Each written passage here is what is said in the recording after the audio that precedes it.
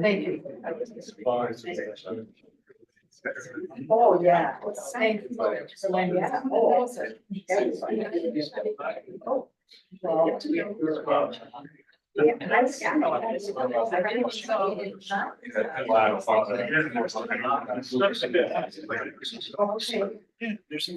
They're well, they're very well. Always frank. Refines. Your mom can.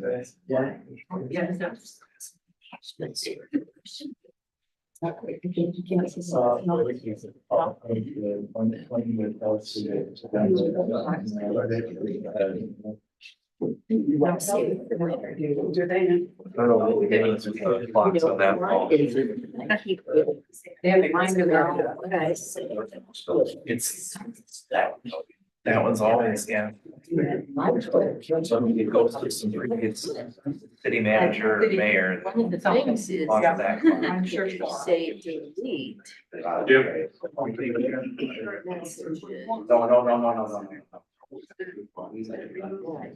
Let's check this. Yeah, it says the leader report June.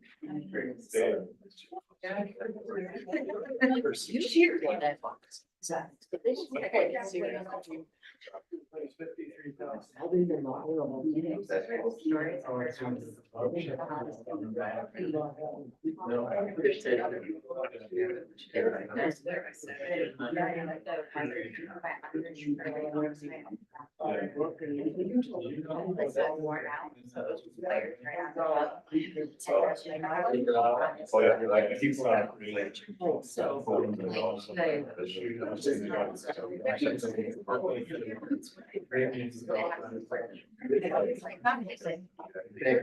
I was. Just.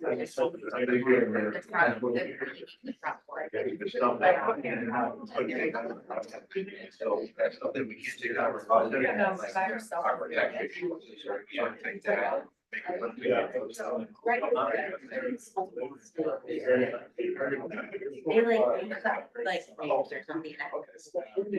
I did not.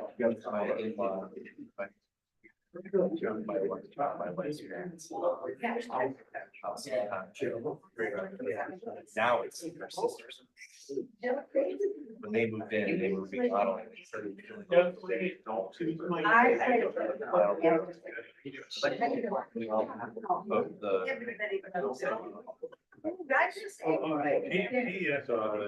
He gave up Candace a long time. But then they had this wire. I didn't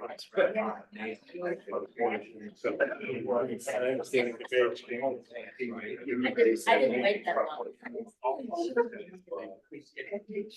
But sure, we're comfortable with that.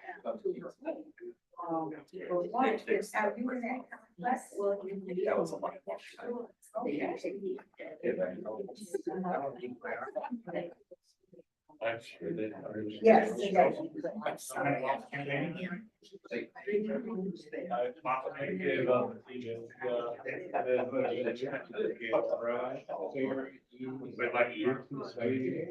Sure.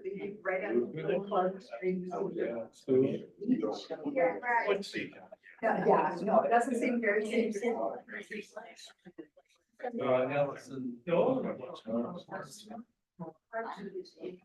Yeah. There was a road project all the way across. Oh, just the time. Yeah. That's what I'm. It is done. Well, yeah. All right, everybody, it's 7 o'clock. I can call this meeting to order. So I'll rise for the pledge. Pledge allegiance to the flag of the United States of America and to the republic for which it stands, one nation, under God, indivisible, with liberty and justice.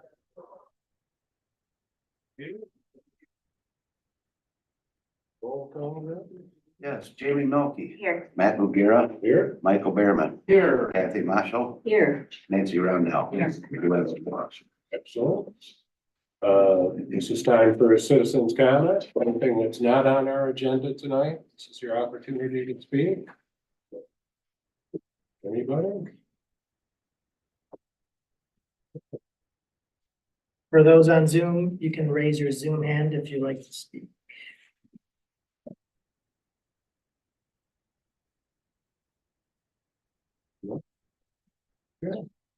On to the consent agenda, any issues at the table? There were a few corrections that Oh, Nancy had made that I fixed, and that's in the minute books. okay. Does that include? But not include that, Something that's, if you wanted. did you get? Yeah, we have an email from Kathy Kelleher about including a sentence that Mr. Everett said at one of the last previous council, or the previous council meeting. So that's up to council if you want to add that into the minutes or not. Do you remember?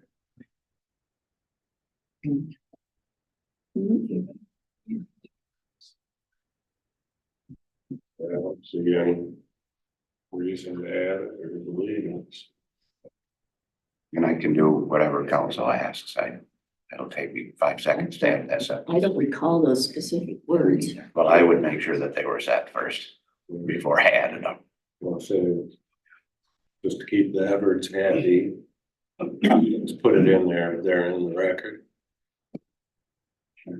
But that's, If you've got it in the minutes, or in the recording. yeah, I'll Okay. bet it out. I vaguely remember something, I can't speak to the exact wording though, so if you don't mind checking that. No, not at all. That'd be great. I vaguely remember.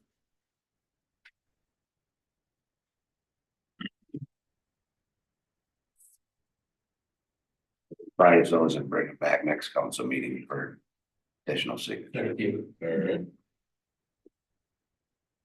Very good. I'll make a motion then to accept the consent agenda with the corrections. Second, All in favor? Aye. Opposed? Excuse me, I can't hear anything you guys are talking about up there. I'm wondering if you could bring the volume up a little bit. Okay, we'll Thank work you. on that. Will do. sorry about that. Yeah. All right, item 3A, the Harbor Master Building Project Scope Review. At the last council meeting, we presented the 2 bids that we received for the Harbor Master Building. Both were higher than expected at $1.9 million and $2.5 million. So council had asked staff and a working group, which consisted of the Harbor Commission Chair, Council Member Kathy Machel, Michael Johnson, the Harbor Master, Mark Bidet, the architect, and myself, to come up with ways to reduce the revise the project scope to reduce the costs. And what you see here are about 14 recommendations that came from the working group to reduce those costs. Such small things such as eliminating skylights, but larger things such as reducing the amount of HVAC system in the building. There's, different tiles, reducing the quality of the windows and et cetera. So just all these different improvements. One of the ones that's we're unsure about how much it will affect the ultimate price is putting the bid out sooner than for longer. We suspect that that'll bring down, make it more competitive and bring down costs. But that's just the one we have no control over. We have control over all the rest of them. So an estimate is that we probably could reduce the cost by $500,000 more from the low bid. So I'm sorry, by how much? by $500,000 or more. Okay. So that still leaves us between, $1 million and $1.4 million for project costs. But again, we won't know that until we obviously get the bids back. But we did look at it, so we did reduce a lot of different elements of the project. Originally, the budget was the anticipated budget was 650,000, was that correct? Anticipated costs, yeah, Costs, I'm yeah, sorry. yeah, yeah. Budget. That was based on older plans, of course. Right. But yeah, that was a, And there wasn't as much detail. Right. From what I recall. I had a thought yesterday on the public restroom portion. Instead of actually building the bathrooms, it might be worthwhile to investigate those portable units that they have at catered events. It's like a trailer, comes in on wheels and just park it there. If it would be enough of a cost savings. I have no idea what something like that would cost, but it might be something worthwhile to look into because I know the public bathroom portion of it's a big expense. I mean, it might be a cheaper option. I mean, it's not the deluxe version like we're looking at. It would solve the problem and could possibly save us some money.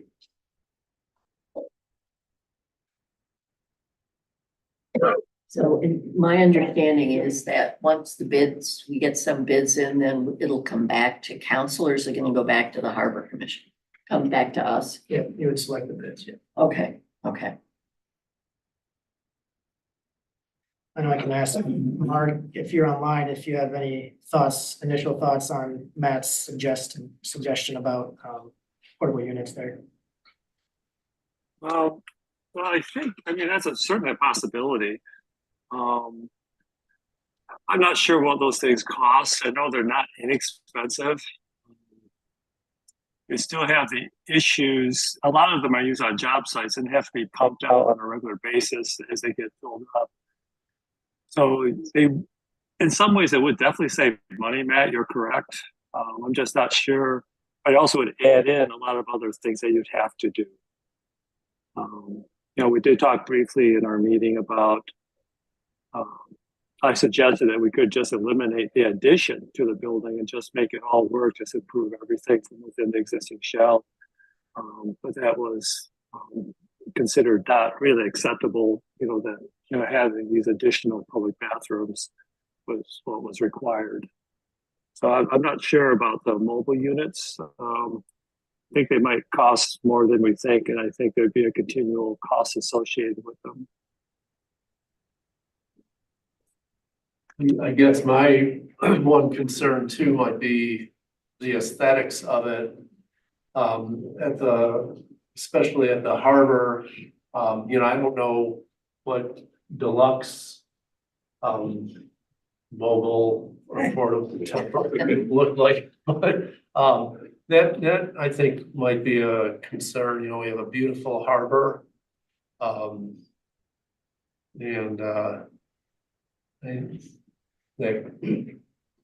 might be some folks' first impression.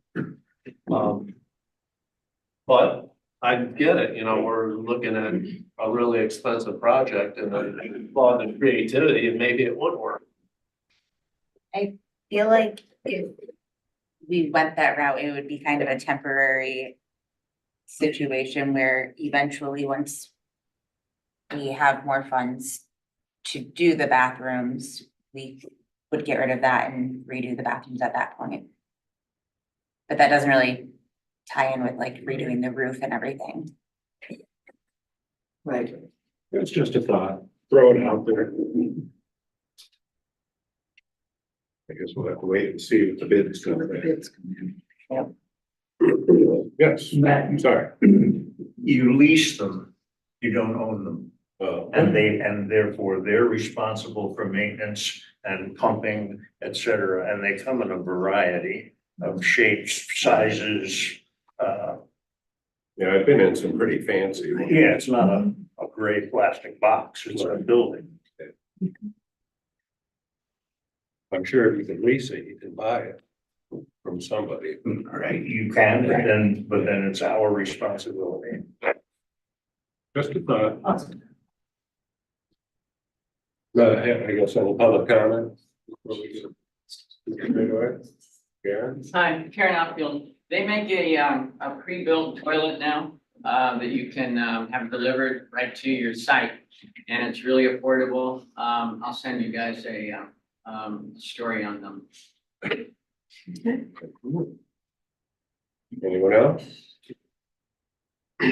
We have Seth online. Okay. Yeah, so I can't see, if I'm looking at a man in the center in the green shirt, I cannot see anybody on the right side, his right side of the room. I'm wondering if you could adjust the camera so I could see the entire council. The entire council is in the shot for my screen here, so. I don't. Oh, I thought you were addressing people to the right side of the room. It looks like you're all talking to the right side of the room. There's nobody over there. No, there's 25 or 30 Yeah, people. there are. I see two people now. I now see two people, beginning to see two people on the right side of the room. Thank you. But I'm not seeing the people on the left side of the room. I'm just telling you. Thank you. That's my Thank comment. Thank you.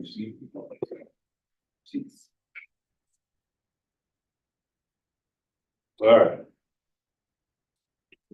Oh, I'm sorry, you're. Chair Donnelly, I just have a clarification question. From the original project, it was still the intention, if possible, to put the bathrooms on the west side, skip down somehow, and then do the laundromat at the back where the existing public restrooms are. Is that what we're still trying to do? Okay, Yeah. let me clarify. Thanks. Yes. We're just trying to figure out how to make it cheaper. Well,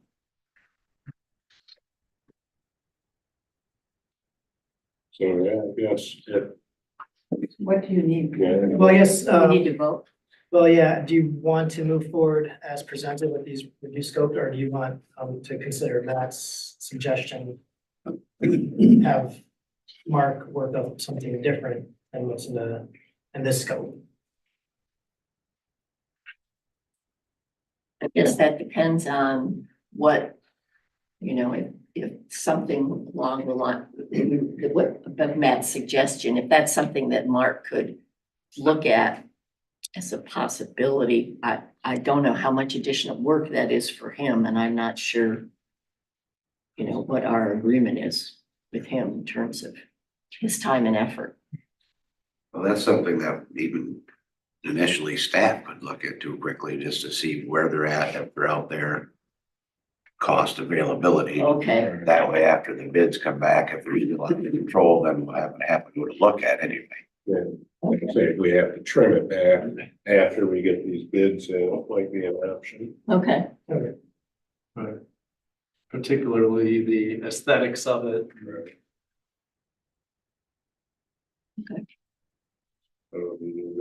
No, I don't need a motion. If there's consensus here to go forward with this. Is there any idea on I know Mark's talking about sooner and letting it be longer. Yeah, I would Do we imagine, have a vague idea of that time frame? yeah, winter time would be a bid Okay, so we're not gonna know the answer. till next spring. Right, We'll get okay, the bids. okay, Yeah. thanks. And anticipating starting construction in fall of 25. Yes. So will that mean the harbor will stay open Yes. longer this year into the fall? Okay. Okay. Next item on the agenda is ordinance 439 referendum petition.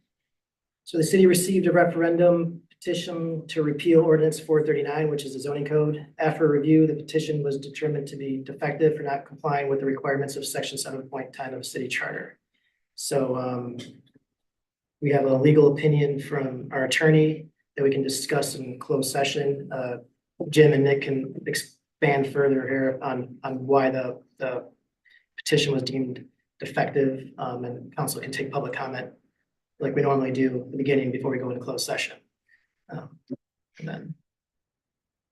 If I could just preface it a little bit by stating that I did receive the petition, vetted the signatures on it, and we ended up with 348 signatures that were valid. The petition is valid as far as signatures go. Then staff and city attorney looked at the actual language on the petition and ended up that it didn't meet the requirements of charter.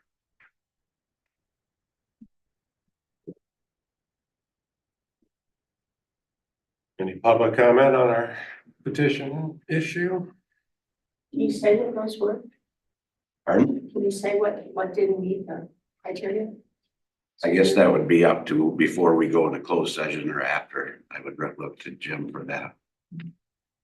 I'm sorry, what was the The question? question was, what were the issues that weren't met? Primarily, the issue is that Charter Section 710 requires that a petition include a statement that the petition is addressed to the council. It is a requirement. It's mandated under Charter Section 710. Nowhere on the face of the petition does that language appear. There is case law in Michigan, recent case law, which when the Michigan Supreme Court decided that ultimately language that is expressed in mandatory terms must be literally followed in order for a petition to be. And that was followed up with a decision out of Michigan Court of Appeals in 2013, specifically holding that. So the way the language of the charter is and the language of the case law in Michigan, there really isn't any choice. The petition does not meet the charter requirement. I'm sorry, but that's what it is. But you have a lot of concerned people here that are concerned. Could you state your name and the address? please? Debbie Brun, what else? Address. Address. Harbor Point and Weekly and Town. That house is all in 3 places. That was in subject. You said you have a lot of concerned people. Yeah, a lot of concerned people have signed this petition and it seems like you're fighting against instead of working with the people of this town that are concerned. You're finding every little thing to say you don't count us when people are really concerned about what's happening here. And I think you should address them. I mean, we've done our best to try to tell you in every way we can that we are concerned, but you won't listen. So I'm just kind of upset with that because you're supposed to be working with everybody. Ellen Waller, I live at 2624 Pennsylvania. Is there an opportunity to correct that fault in the petition and resubmit? Yes, there is. How long does the petition have to resubmit? Yeah, I think it would require new petitions being sought, and I don't know that there's any particular time frame. So if there's a technical fault in the petition, there's no opportunity to correct that and resubmit within a certain amount of time? I would say with respect to the defect in this petition, the only way to correct it is to start over with a petition that includes the required language. Does that require recollecting all of the 348 signatures? It would.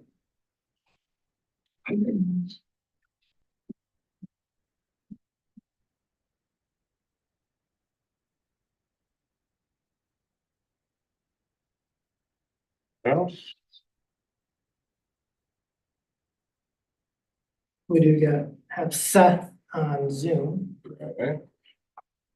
Seth, go ahead. Regardless of the illegality. Seth, can you please state your name and address for the record? Seth Pierpont, 463 Glen Drive. Okay, thank you. in spite of the fact that a large number of people have signed this, it's the intention of the council to ignore what they're trying to tell you. Is that correct? No. Discussing the issue and close, we are taking the issue up in closed session to review our attorney's written statements and so forth. So I haven't seen council take any action just now. Does anyone? No, not until after closed session. Yeah, we will go into closed session, discuss our options, and then come back out and restart the meeting and make a decision at that point. Thank you. You're welcome. iPad 4.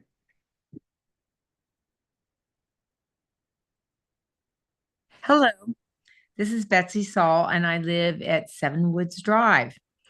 And I did sign this petition, and I'm just a very quiet person here in Harbor Springs, but I'm starting to wonder. I signed the petition. I find out that the participants of You Love Harbor Springs is not allowed to be in the park or at the farmer's market anymore. I know the City of Harbor Springs paper will not do any letters from anybody anymore. And I'm just wondering, where do we live? It sounds like Russia. So I'm just asking, why do you not want the people of Harbor Springs to speak? And thank you.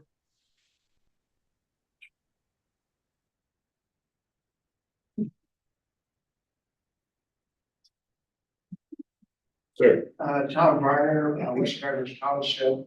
I pay taxes to West Traverse Township, who then pays taxes to the city for the airport, police department, parks and rec. So I guess that makes me a city taxpayer. The fact that this petition was emailed to all the council members, wouldn't that sort of count for something? It wasn't emailed. It wasn't. I never received a copy of it. The petitions themselves with the actual verbiage and the signatures on them were delivered to me. I went through the signatures, reviewed the verbiage with City Attorney Raymer, and then present the findings to council. The petitions are available to them if they choose to look at the names, I but was under the understanding they were emailed to all. no, they were delivered. It wouldn't stack like that. So they were delivered here by somebody to me personally.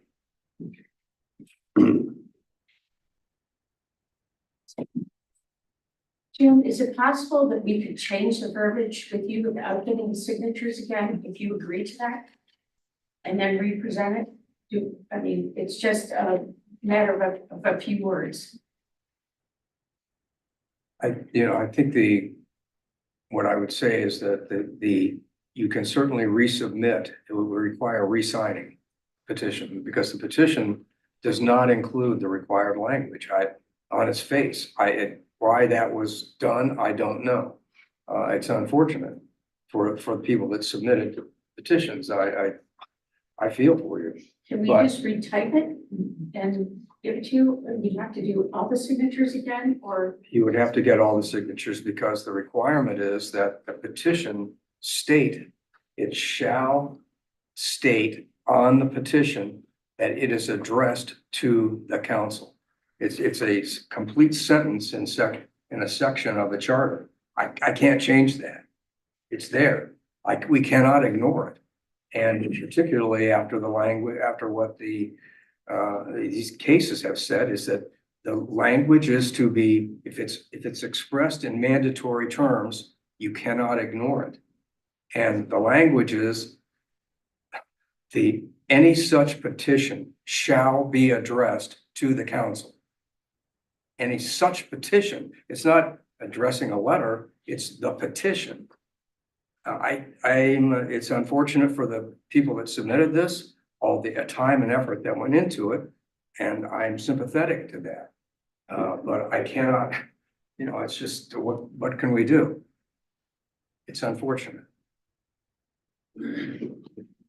So, Karen Oxfield, so it's the legal size of paper that's this long, it's this tall, that has the 12 lines where all the signatures were given.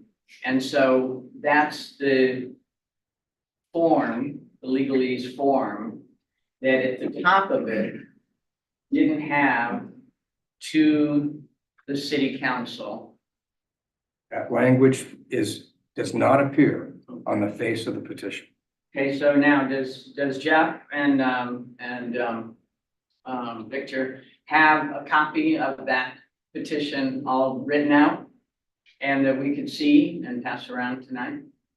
The petition that was given to me or the one that would be correct? The one that would be correct. No, We we see do the not. difference? That would come from somebody offering a petition to me, would be for them to have the right verbiage on it. Okay, so we would take the legalese document that we used for all these signatures, and then we would have to type on it ourselves that it was, and then because there was no room, at the very, very top, there's just a little bit of room where you had to say you were a paid canvasser or a volunteer. So there's really no room at the top of this document to type anything in. So we would have had to type in teeny font and put all the names of the commissioners or of the council, and then replicated that, and then use that document that we would have signed. Is that the way we would have done it? So we wouldn't have used a government document. We would have had to take the government document and put you guys' names in there.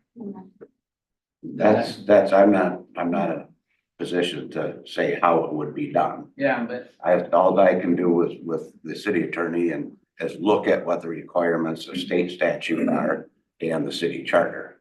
okay.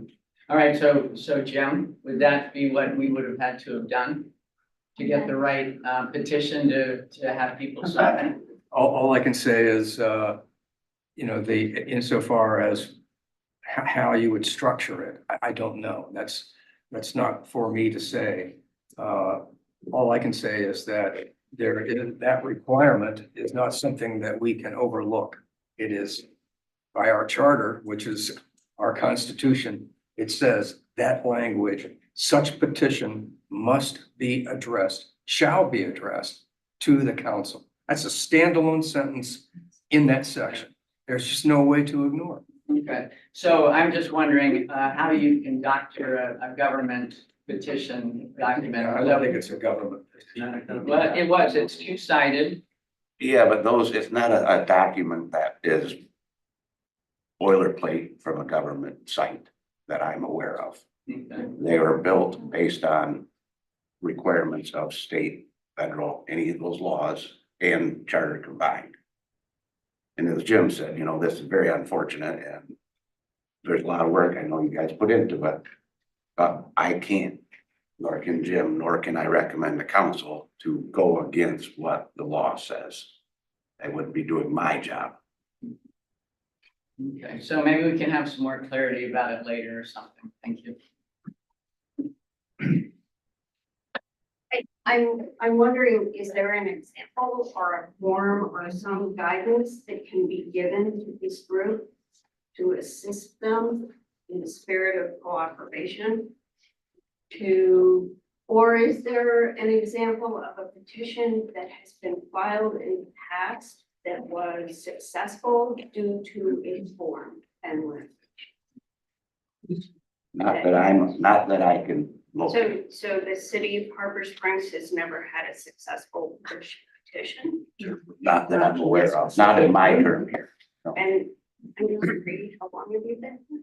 Almost 10 years. So there's never been a successful. That I don't know. There might be somewhere 20, 30 years ago, but I'm guessing any law statutes have changed by then anyway. So taking this just one step further, and I'll stop. and I assume that you're the city attorney, sir? Yes. Is there any avenue to clarify the requirements, the correct verbiage? Can we work together is what I'm asking. Is there any way for that to happen? So yeah, that is a council decision. I'm sure the council respects the fact that 28% of the electorate has submitted a petition asking for a repeal of the zoning ordinance. They received it, they see it, they acknowledge it. They're going to talk about what they intend to do about it. I'm sure they're not going to ignore it.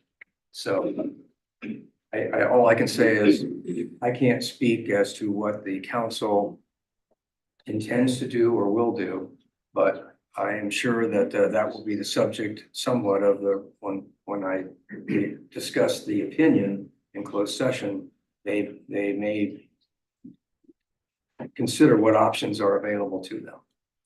I hope that you would advise them to cooperate. Hi, Dana Mulder, 372 West Summit.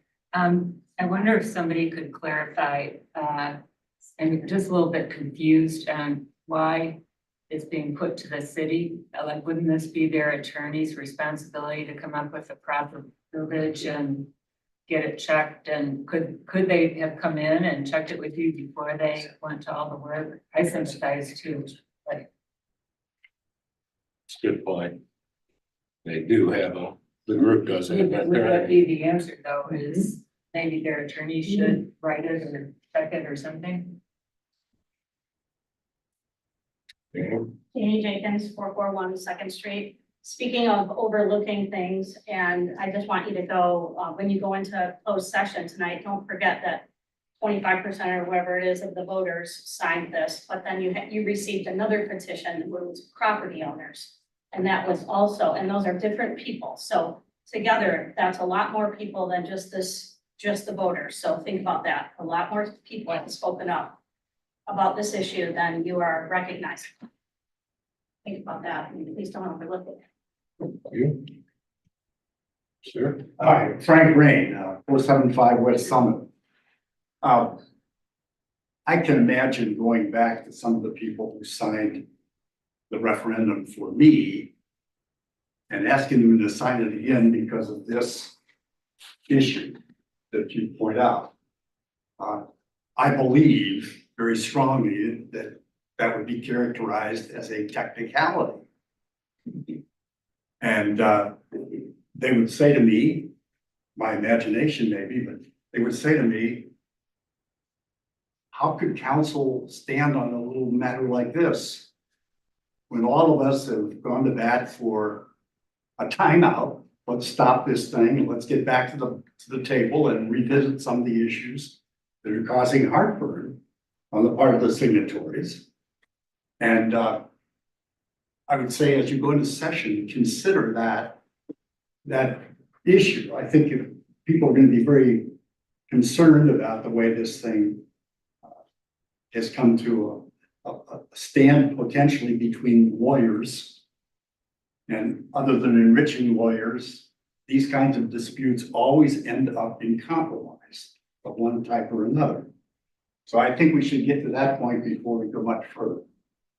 My 2 cents. You? Anybody else? Kathleen Leo, 520 West Summit. It's my understanding, just common sense, generally speaking, once a petition is signed, you can't go back and change what it says at the top. If I signed a petition, I would not appreciate something being added, taken away from, changed at the top of the petition, because that is not what I read and not what I signed. So it makes sense to me that you can't just take the petition as submitted and change things at the top. It makes sense that it wouldn't be legal in any situation. Linda Rockwitz, 519 East Third Street. My question is, who generated the petitions that were circulated? Did that come from the city? No. Okay. So I would think that the responsibility would be on the petitioners to make sure they dotted every I and crossed every T, and just, that's what I'm feeling. And that could be done before they went out and got signatures, right? Bring it to the city and make sure everything is in place. I don't think the city would check it. Whoever the lawyer is that represents the petitioners would be the one that would have to make sure everything was in place. Mulder.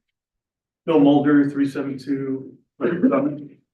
So council, I sympathize with your position, and 435 voters signed the petition, and 340. how many? 348? 348, thank you. So I recognize that and I respect that.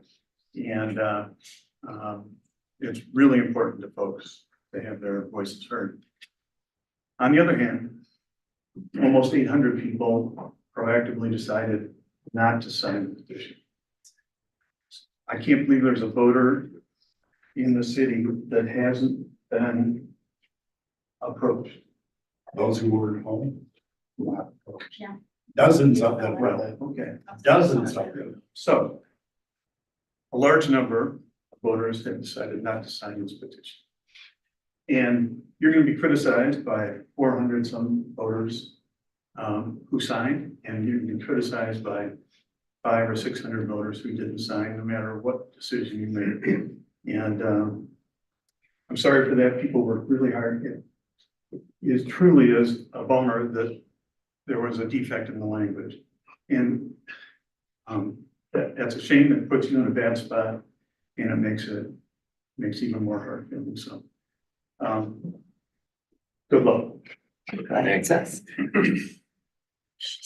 And like I said, don't forget the property owners that signed the other petition. There's a lot of other people that are included, and it adds up to a lot of people. Anyone else?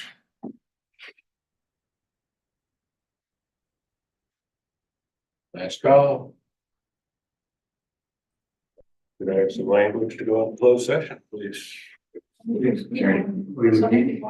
I've had 4 already spoken. You want to hear from them again?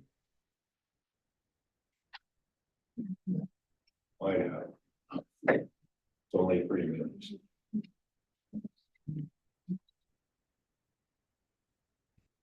I've had 4. Who's that? I can't hear you. Betsy Saul, I think. She probably just didn't put her hand out.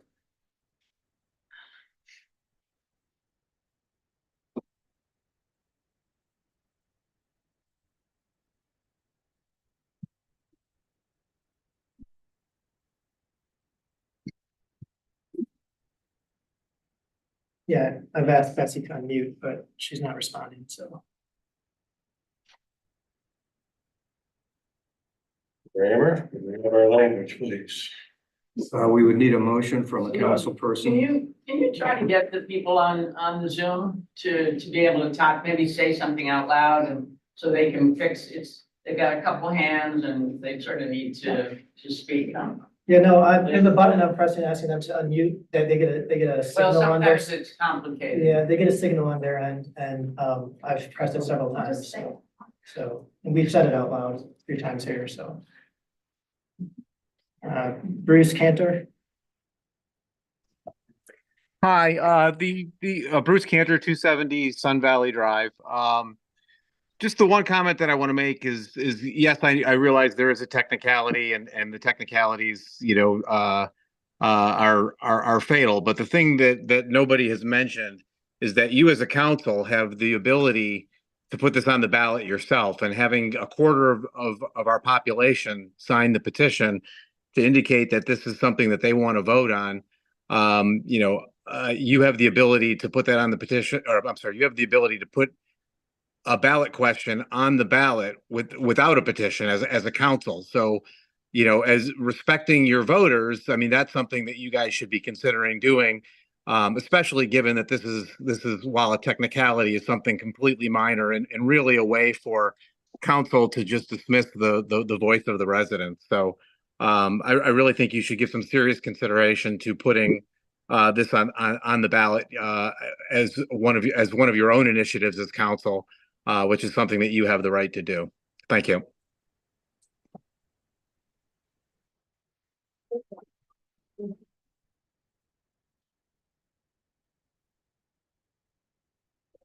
Once again, We would need a motion from a council person that the council meet in closed session under section 8H of the Michigan Open Meetings Act, specifically under section 8H, to consider the written opinions of the city attorney as to sections 7.3 and 710 of the city charter, said written opinions being exempt from disclosure by the Freedom of Information Act, section 13(1)H. I'll make said motion. I'll second. Do you have a second? Second. Michael Bierman, Yes. Nancy Rondell, Yes. Kathy Bachel, Yes. Matt Bugira, Yes. Jamie Melky. Yes. Closed session at 7:42 PM. Okay.